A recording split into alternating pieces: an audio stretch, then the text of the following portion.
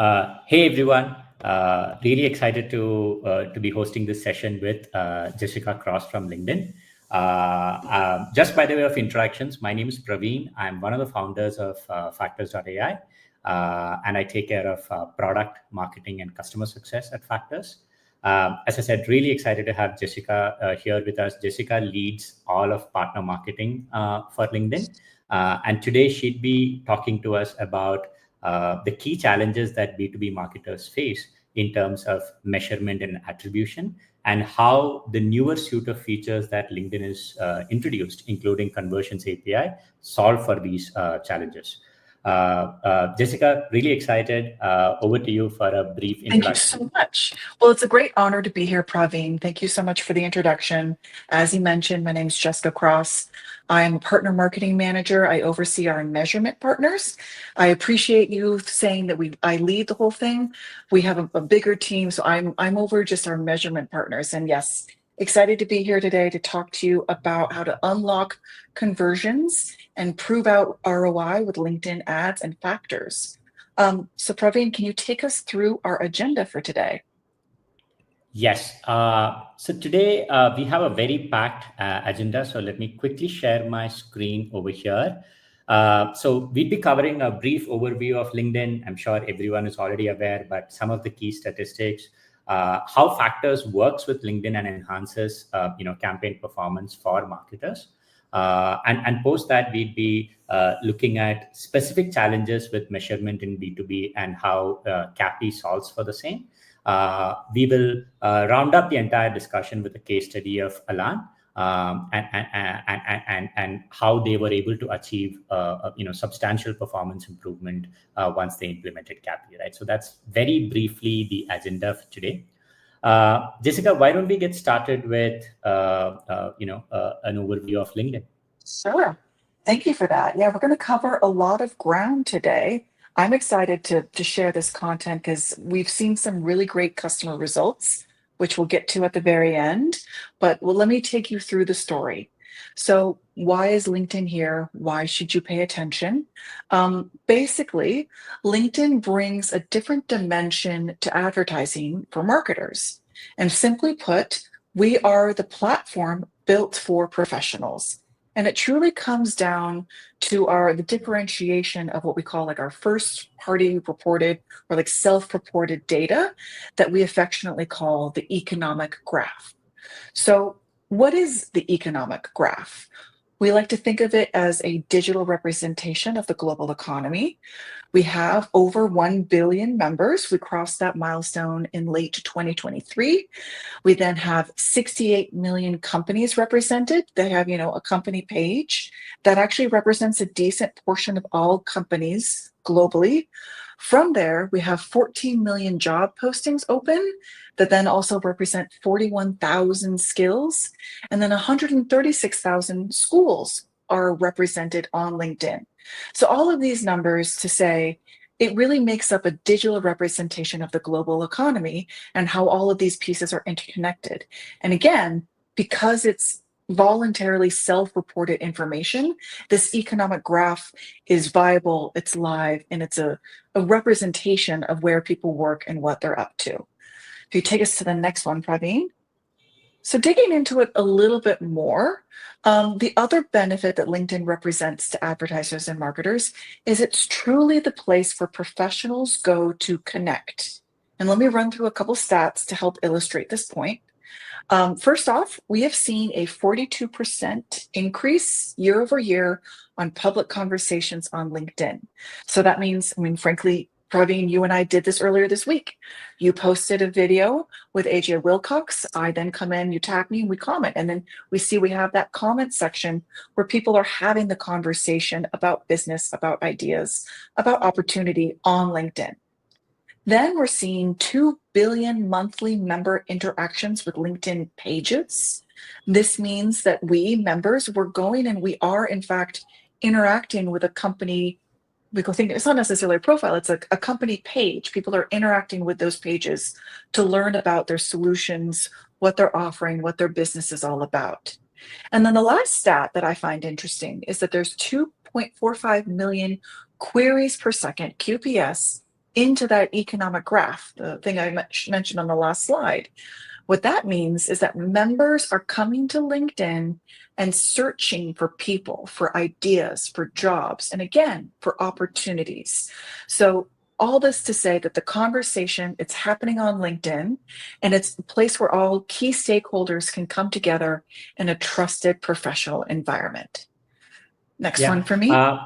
Yeah, just one point that I wanted to add, Jessica, is obviously the fact that this is live data. And over the last 1 year, what I've also seen on LinkedIn is a lot more sharing of best practices and learnings, Mhm. right? Like very sort of involved content. So it is less about, let's say, a casual conversation, as is the case with other sort of social networks, but very deep sort of business insights that you're able to learn from Mhm. experts and senior professionals in each of these industries, right? Which just makes the value of the platform like a lot more for anyone who's trying to kind of move up in their career, right? So just one point that I wanted to add based on my observations over the last year and a half. uh, just moving on. Yeah. Oh, yes, I appreciate that. I love to hear that you find value in the platform. And then what makes it different for marketers and advertisers is we then have built sophisticated B2B targeting and measurement tools on top of that economic graph. So ideally, you're familiar with a couple of products and services that LinkedIn offers. We, of course, have the recruiting and jobs posting products. We then have LinkedIn Learning. That's an online training course where you can find courses on any topic imaginable, from public speaking to Python. And then, of course, the topic for today's conversation, sophisticated B2B advertising and measurement solutions, all on top of that unique professional self-reported data with targeting tools designed for B2B marketers, and then measurement solutions that are both on platform, like within our own product, and of course, then off platform solution, which is where our measurement partners like Factors come into play. So, Praveen, can you take us through a bit more on how Factors integrates with LinkedIn ads? Definitely. So Factors, a brief overview about us. So we are a 4-year-old company. We currently work with over 400 customers in the SaaS and IT services segments, very focused on B2B as a category within that. We are a certified LinkedIn marketing partner. We integrate with LinkedIn at various levels, from a measurement perspective to campaign management to now conversions API and a few other integrations that are work in progress as well. In essence, what Factors does is we connect with your entire tech stack, all the way from your CRM, your marketing automation, LinkedIn, obviously, to bring in all your campaign data at a company level.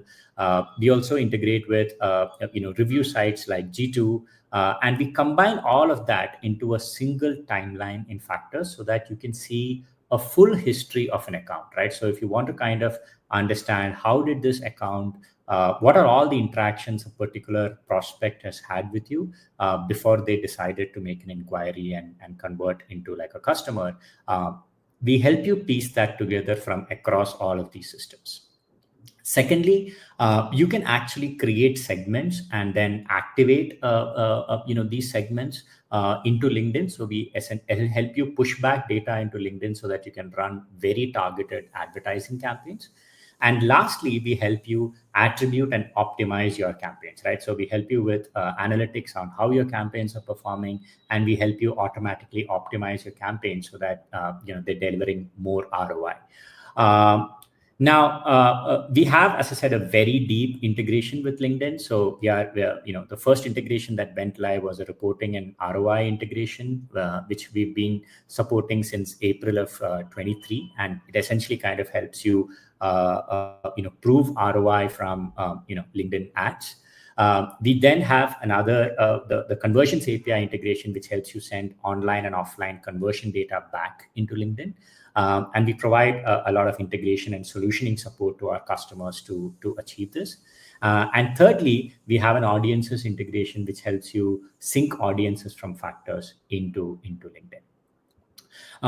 Now, Some of the other capabilities that you can leverage with Factors is the ability to kind of score all your accounts. So in a B2B context, as most of you are aware, one of the key requirements is to kind of understand which accounts are in market so that you can prioritize your marketing and sales efforts on the 5 to 10% of accounts that are in market, and then also invest in brand awareness for the rest of the wider market, right? So we help you essentially combine all of this data and then score accounts into hot, warm, cool categories so that you can be very deliberate about how you're investing across these account tiers.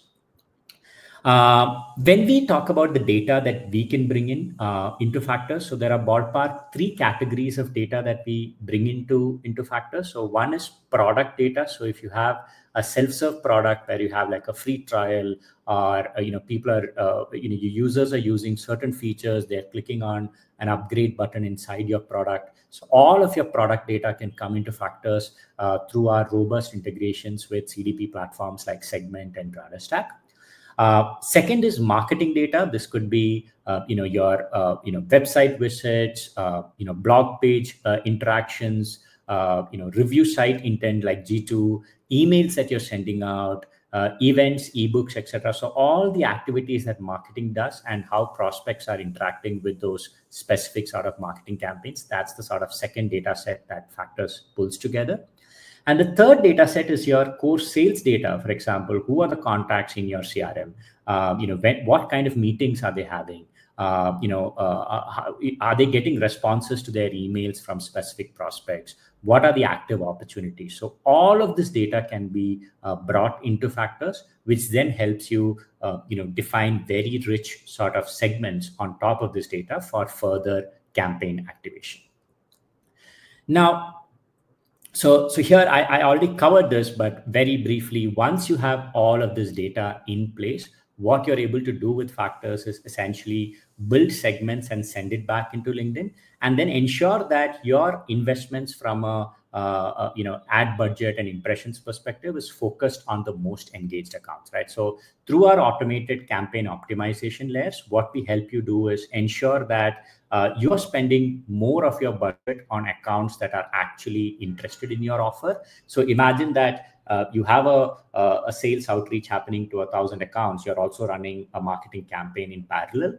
What we are able to achieve for you is, for the accounts that are actually replying to your sales team, we can ensure that they are seeing more ads on LinkedIn, and more people from those companies are actually being nurtured without you having to kind of set up separate campaigns and so on and so forth. In a couple of clicks, we are able to ensure that your budget is spent more on the accounts which have the highest intent. So that's very briefly about Factors. Jessica, let's dive deeper into the specific agenda for today, Yeah. which is the key challenges on measurement and attribution. Of course. And I love to see that deep dive on how the integration actually works. We'll get to, again, the customer story at the very end. Let's spend a little bit more time just describing, hopefully some of these pain points you're aware of, but describing the pain points of the B2B buying journey. We know very much that it's complex and very extensive. As Praveen illustrated, there's lots of different data sources that lives in different data silos that needs to get combined in order to give you a more accurate picture of what's working and what's not. So the first data point I want to give you is based on our research. This is research across our B2B customers. We're finding that the average sales cycle is 192 days long. And if you're doing math, that is over a year. That's over 6 months. So that's a long time between the first marketing touch to a deal getting signed.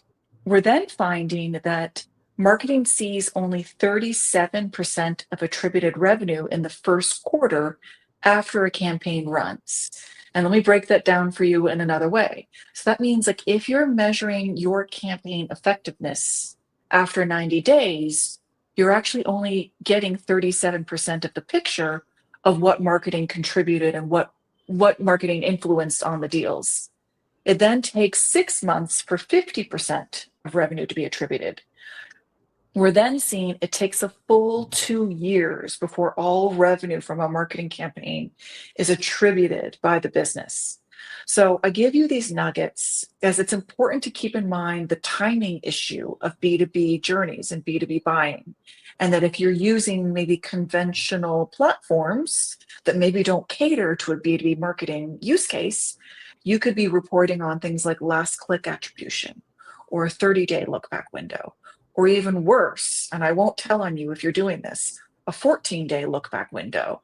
All of these things are not geared towards the B2B sales cycle and will not be giving you an accurate picture on the marketing performance. And this is why you need a more sophisticated tracking and measurement solutions that integrate nicely to power your marketing. So we talked about that buyer's journey. Let me take you through a simplified, a very oversimplified B2B buyer's journey so that I can illustrate the different conversion points that happen. So in this example, a buyer starts off our journey by seeing an ad from our company. Let's call them Fit and Fig. And they're a B2B SaaS company selling financial services, something of that nature. So one of the ads captures the buyer's attention. She clicks on it, and she hits the landing page. So that's, day 1 through 12. She does visit a landing page. While she finds the ad interesting, she's not really ready to take a deep dive, and she's got a meeting that she needs to go attend. So she abandons the page and moves on with her workday. Then days 13 through 30, she gets another ad impression, and she's encouraged to go sign up for the newsletter, which she does. Yay, we got the email, we can send emails, and she's subscribed. From that newsletter, she gets an alert about an upcoming field event in her hometown. She reads more about the event and decides to sign up and attend. And while there, she hears from other customers in the same industry as her who are using that solution to, improve whatever it is that the solution improves. So she comes back to the website after that event and she books a demo and she signs up for that free trial after speaking with the SDR. So I want to highlight that from the first ad impression all the way to signing up for the trial and then converting into a customer on day 90, we have 6 key conversion events, 3 of which were online, where she clicked through and visited web pages. And 3 of those conversion events were not online. They're what we call offline conversion events. All of these events, though, can be used in your marketing campaigns to measure, to optimize, and create better audiences for future campaigns. So that's a nice positive look at the journey. Praveen, anything you want to add on this? Yeah, so I think one point I wanted to add is, most companies today, what I see is they are able to kind of track the journey from the point of maybe the newsletter sign up till the sale, right? So somewhere between the 40-day to 90-day sort of window. But all of the activity before that, which is the anonymous browsing behavior, the ad impressions on platforms like LinkedIn, is what is not captured in, let's say, a CRM like a HubSpot or a Salesforce, right? Exactly. So when you log into your CRM and open up that account timeline, you are literally seeing only a very small part of the journey, and then how small is that really depends upon the kind of product that you're selling, right? So if you're selling a SaaS product which costs like $200,000 to $250,000, there would have been a lot of education and research that buyer has done prior to actually booking a demo or giving you that email ID for you to kind of track them, right? So that's something that I still find that when marketers or companies talk about their sales cycle length, they're literally measuring it from the point of an inbound inquiry, which is already quite a bit into the journey. It could be, that could be 6 months to 2 years into that buyer's journey. Yeah. Let me just move on, Jessica. Yeah. Sure. So we've talked a lot about the offline conversions and the online conversions. I do want to illustrate, though, that the tracking of that journey has been made more challenging through the evolving privacy landscape as well as customer expectations. So I think we're all familiar. GDPR came into effect in 2018. I deeply remember implementing that at my previous company. We then have the California Consumer Privacy Act. Apple introduced its new app tracking transparency framework that reduced email open rates. People are still opening the emails, we just don't get the signal back. Chrome was intending on deprecating cookies last year. They then since changed their policy, opting for users' choice. And then as of late in 2025, here in the United States, 8 different states are looking to enact privacy laws. So all this to say that by the year, 2025, 75% of the global population will be covered in a personal data privacy regulation, which is a good thing. We want to protect data and, opt for users' choice and, be a privacy minded first company. But with this, we want to talk through like what is a marketer to do? And with that, Praveen, maybe you have something else to add in terms of the rise of ad blockers.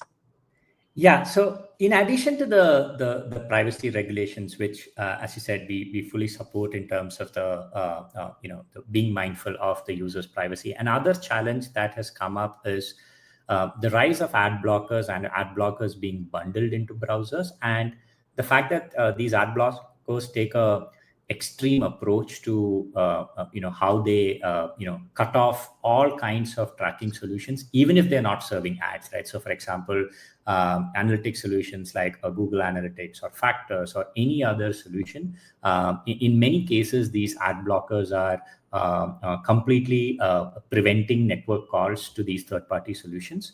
And studies suggest that anywhere from 30 to 50% of the global traffic by 2025 end would be impacted by ad blockers, right? And again, going back to the buyer journey that Jessica had shared, what that means is all of that browsing activity, once a person lands on your website and they're clicking through all of your content, would become kind of harder to measure in the event of, due to a combination of privacy regulations, cookie related changes, and ad blockers, which are less spoken about, but is like equally like a challenge over here. Yeah. So our answer and the whole point of this session is the goal is then to leverage your first party data to power your marketing and power your advertising. So with first party data, you can do things like enhance targeting with precision. You can get a comprehensive customer journey view. It improves attribution costs and efficiencies, as well as, again, it respects members' choice and the customer and the user's choice in terms of how to handle their private, their information. So with that, I want to talk a bit more about Conversions API. So what exactly is Conversions API and how does it work? So think of CAPI, as we call it, as a more reliable way for businesses to track effectiveness of LinkedIn ads. So as we've talked about, traditional tracking on website pixels and have been impacted by ad blockers, cookie changes, and browser changes.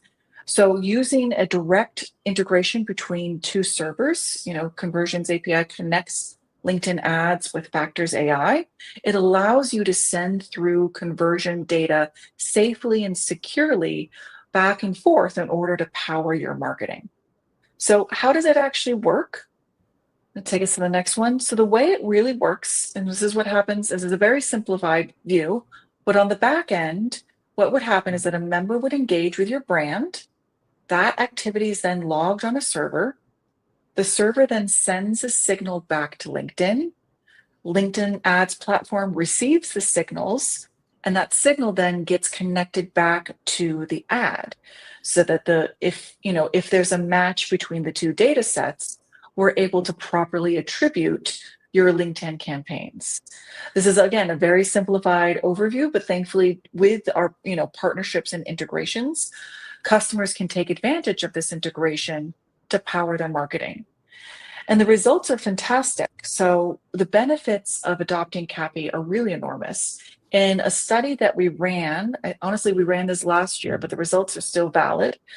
On average, advertisers are seeing a 31% increase in attributed conversions, because they're getting a more complete view of the buyer's journey, meaning more conversions are getting attributed back to LinkedIn ads. And then, since we're able to ingest those additional signals into the optimization engines, advertisers are seeing a 20% drop in cost per action, whether it be cost per lead or cost per NQL. We're seeing a decrease in the cost. So with that, I want to hand it back over to Praveen to talk a bit more about how we're using CAPI to measure effectiveness. Yeah, thank you, Jessica. So going back to like the previous slide, right, in terms of the decrease in cost per action.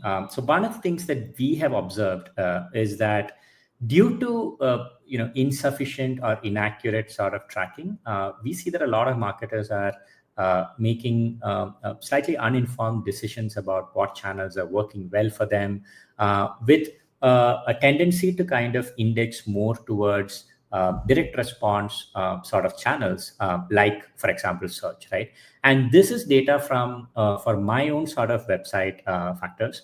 And what we see is, for example, if the first funnel here actually tells me all the accounts from paid search as a channel, so we had roughly around 2,000 accounts which visited our website from a paid search campaign, and then how many of them filled out a form, right? And we saw that around 385 hand raisers, demo form submissions happened from search as a channel. Now, in HubSpot or in your CRM, all of these would be credited to this last click channel, which would be search. But the reality is, people have to hear about you from somewhere before they can actually search about your brand.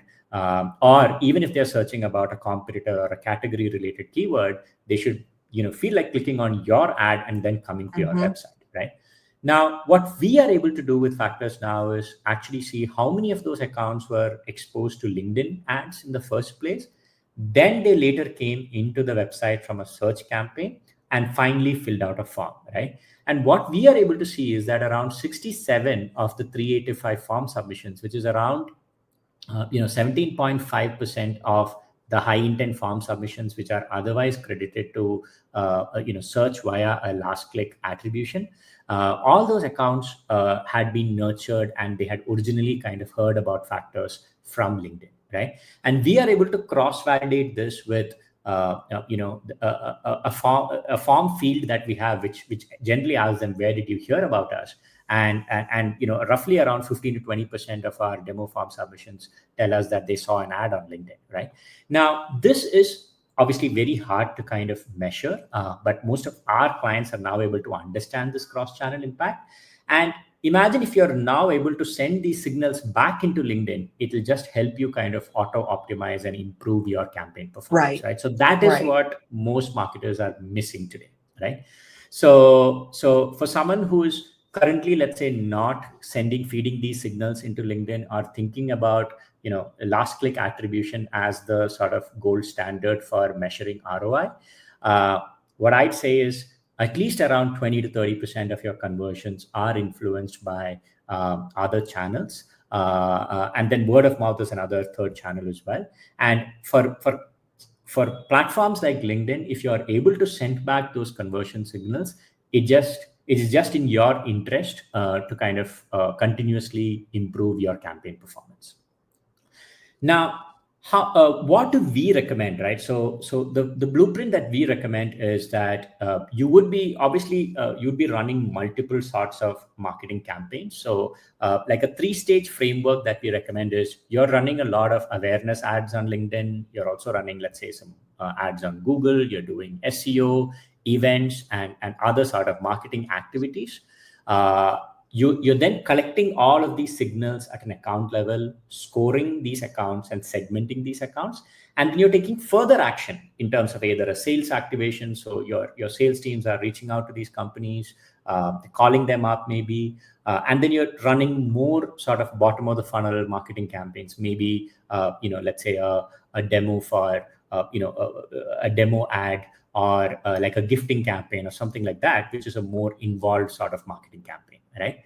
Now, what we recommend is that depending upon your business model and your campaign structure, you should not be thinking of conversions API as let me just check the box and send one or two sort of conversion signals back into LinkedIn, right?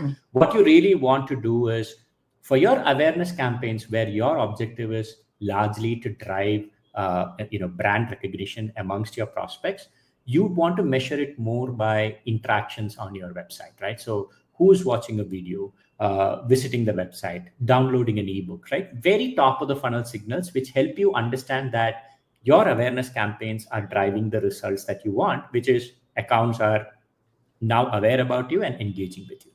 For your bottom of the funnel campaigns, on the other hand, you want to kind of send signals such as which of these accounts have now become like a marketing qualified. You've got an inbound inquiry and there's a marketing qualified lead, right? How many of them have started a free trial with you? How many of them are actually replying to your sales emails, right? So again, you should not be thinking of conversions API as only marketing activities.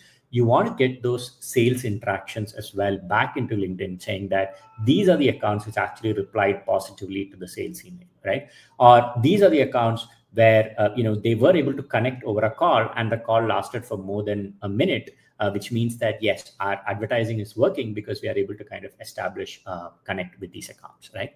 So I would say that the best GTM teams should be looking at their overall marketing campaign structure and setting up different conversion events for each of their campaigns.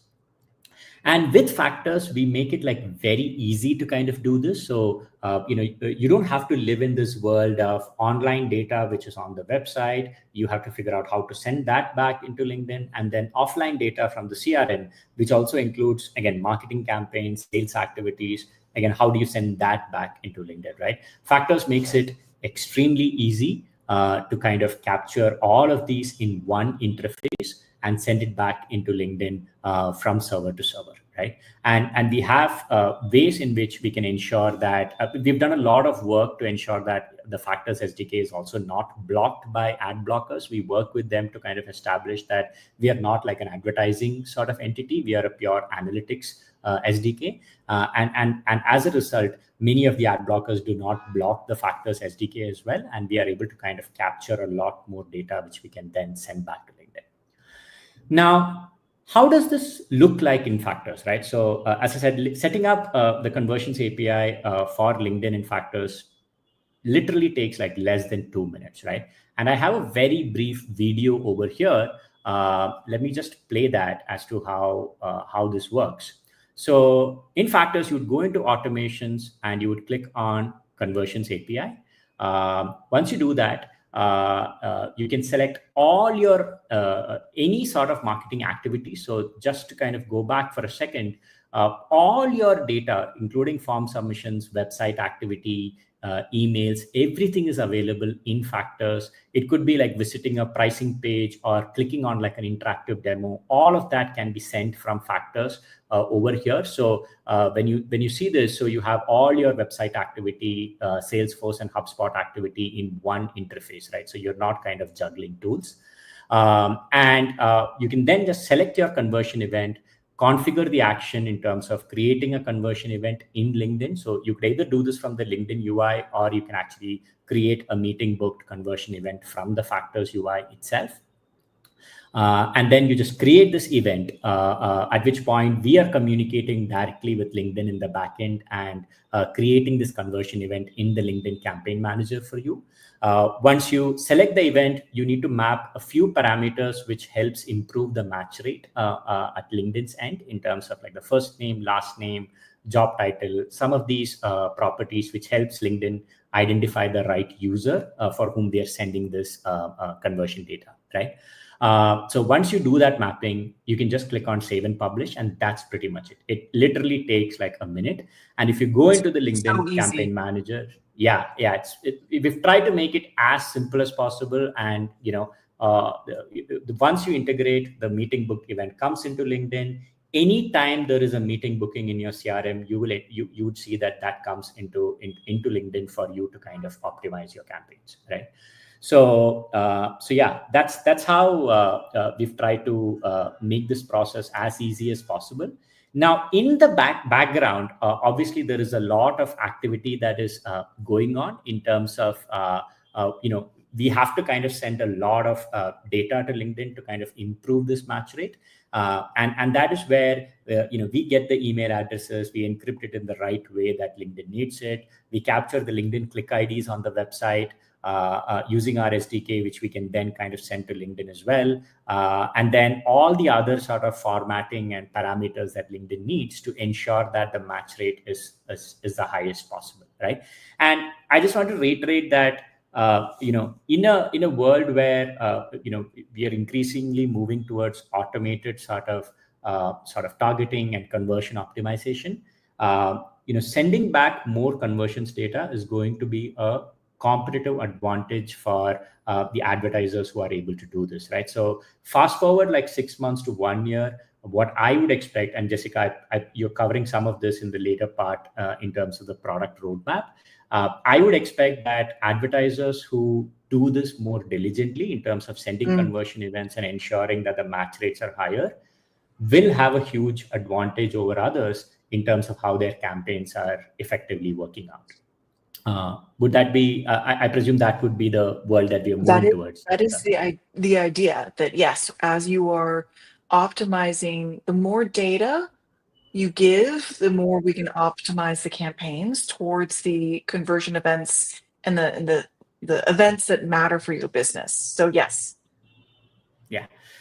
Now, lastly, this is again one blueprint that we have implemented at Factors, and I would recommend everyone to, as I said, don't think of Conversions API as a checkbox, right? Oh yeah, I've done that. I've sent like one conversion event into LinkedIn. That's not the way I would recommend that you would do it. You would want to kind of segregate conversion events into top of the funnel, middle of the funnel, and bottom of the funnel events. For example, what we send to LinkedIn for top of the funnel campaigns is that a prospect came to the website and spent more than 60 seconds on our website, right? For videos on our website, they've actually played those videos. It could be like a product sort of tour, or it could be one of our webinars, etc. So they've actually played that video. So we capture a click on the play button. For webinar signups, again, any sort of sign up activity or ebook downloads, we send all of that back into LinkedIn. What this helps with is, for all your brand awareness campaigns, you don't have to wait for 1 year or longer to kind of get the inbound inquiry. You can see that, hey, our campaigns for top of the funnel brand awareness are actually working out because we are seeing activity from those users on our website, right? So makes it super easy for you to build confidence in the strategy that you're implementing on the awareness side. Middle of the funnel conversion events, mostly around case study page views, pricing page views, any interactive demo. So we have an interactive demo on our website, and we've instrumented whenever people click on that interactive demo, and we again send that back into LinkedIn because then we know that, okay, for our middle of the funnel campaigns, we are able to kind of drive more higher sort of interest from these accounts. So they're not just landing on the website, they're taking some specific actions, right? So you can actually kind of see that as well.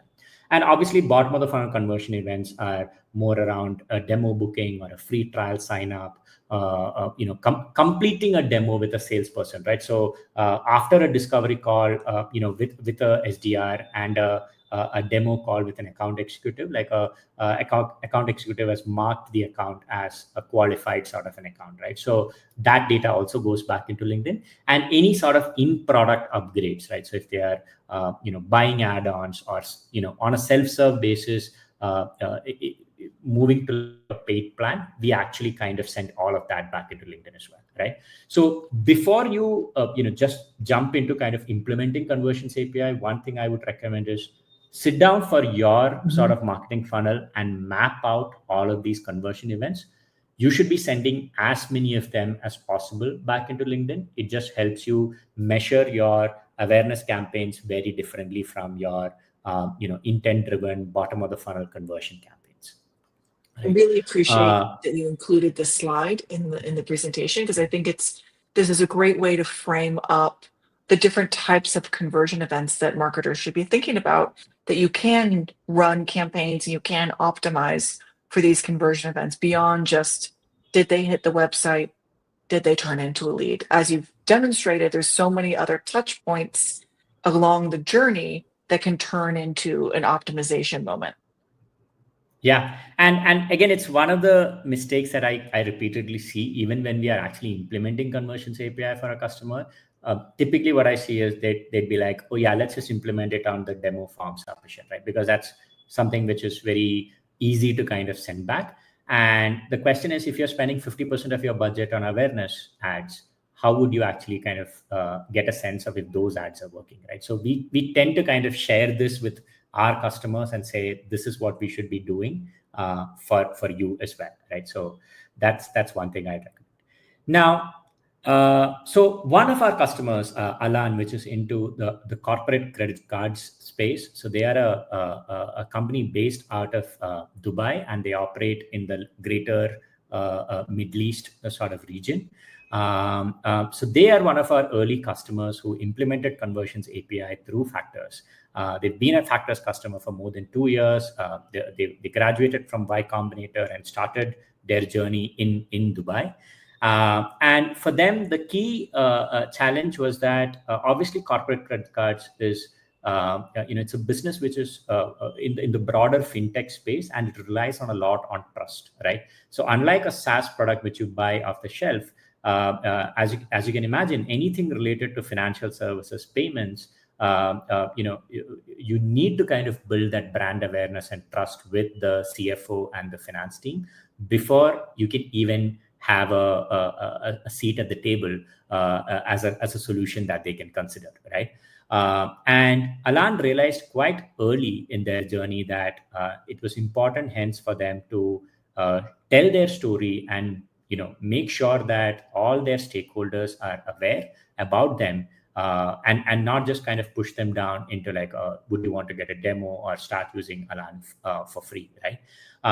So LinkedIn was their preferred channel because they saw that a lot of their target audience, especially the sort of senior personas, were on LinkedIn. They were actually exchanging comments and sharing their learnings, as Jessica talked about earlier, on LinkedIn as a platform.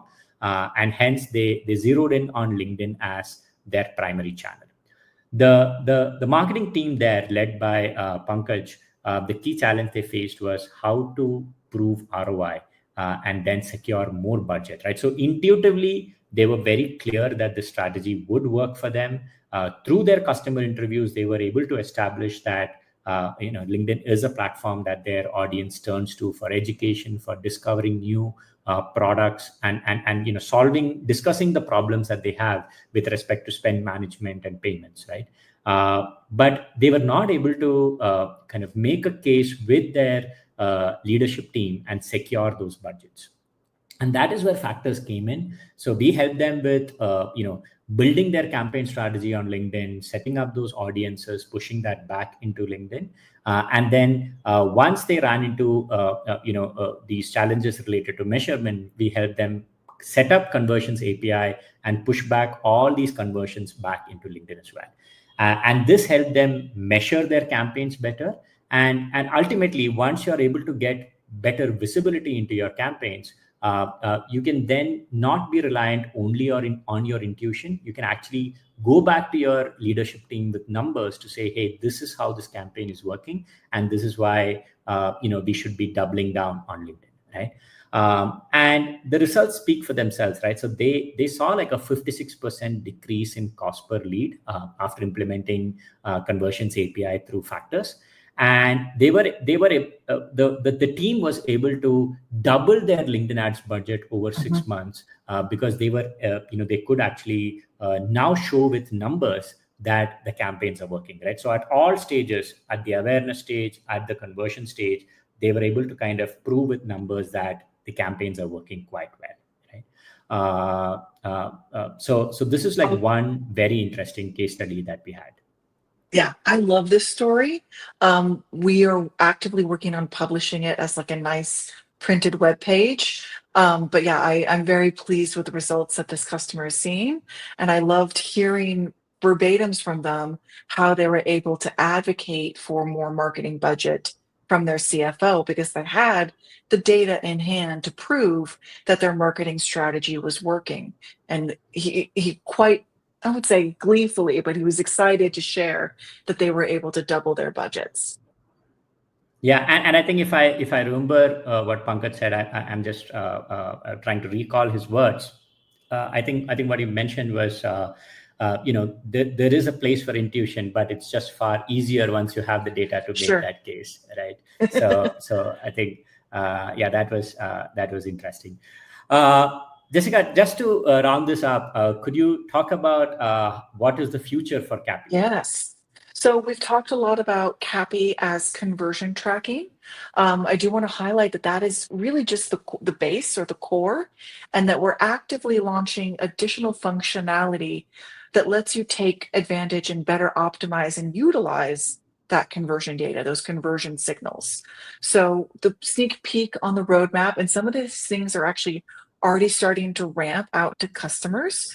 But the first one to highlight would be matched audiences, where you can use the conversion events to build high intent audiences. I think, Praveen, you talked a bit about this as well, where then you can retarget that audience and move them down the funnel, or even do things like expand on that audience. The next area would be what we call qualified lead optimization. So Praveen, you mentioned a lot of this by sending signals for like middle and deeper funnel stages. So this allows you to optimize your campaigns towards those deeper funnel stages. Things like meetings booked, opportunities created, and of course, deals won. Those are the things that matter to us B2B marketers. And then the last one would be things like conversion lift testing. This would allow you to do true holdout groups and truly understand how your ads are driving incremental sales and conversions. So that's what conversion lift testing would represent. So that's just a sneak peek of what's to come with Conversions API. We're continually working to optimize and build out the platform to, again, help out our B2B marketers in their measurement and ROI journey. Yeah, I mean, really excited about matched audiences and also the qualified leads optimization feature.